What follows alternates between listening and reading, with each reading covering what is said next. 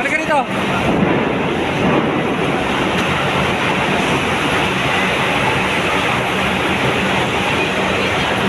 Daming bagahe mga guys.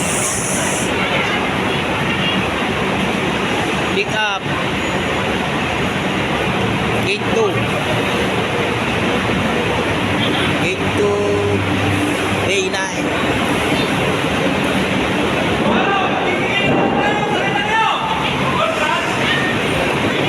Daming bagahe mga guys.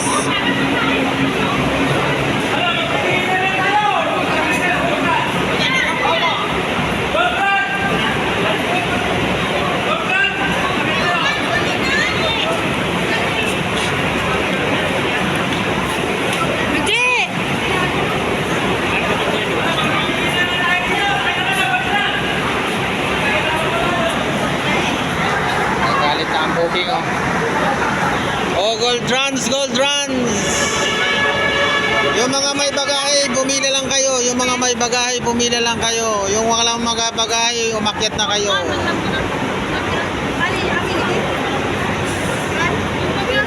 Yung mga may bagahe, bumila muna kayo doon.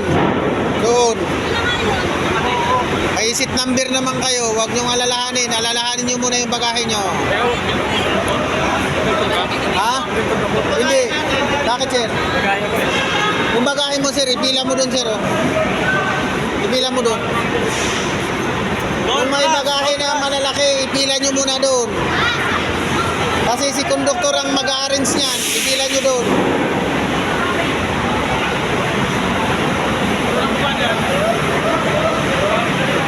Yan, ipila nyo muna dyan ang bagahe nyo.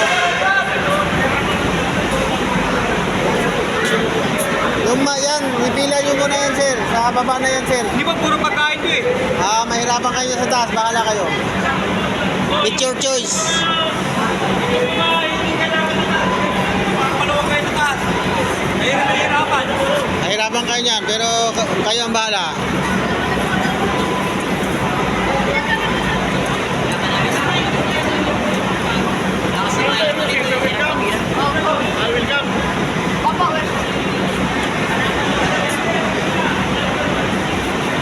Yan, ipila nyo muna dyan, ma'am. Ipila nyo muna dyan. May seat number naman kayo. Wag nyo alalahanin yung upuan nyo.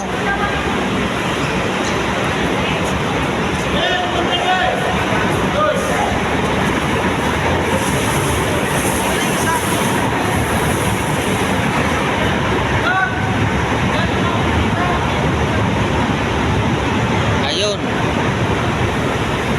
Kagulo naman ng mga pasahero natin sa kanilang bagahe. O, hindi natin pwedeng pakialaman yung mga bagahe. Pwede tayong tumulong, hindi tayo pwedeng magkarga ng ano doon kasi trabaho ng konduktor yan. So siya ang nakakaalam kung saan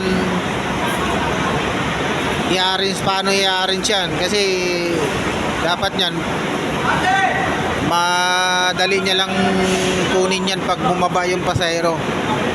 Kasi pag halo-halo ang pagsakay niya, mahihirapan siya, matatagalan siya. Yan, i-arrange siya yan. Mula umpisa pinakamalayo at hanggang pinakamalapit yan ang pag-arrange siya. So yun, tutulungan natin siya ngayon. Try natin tulungan.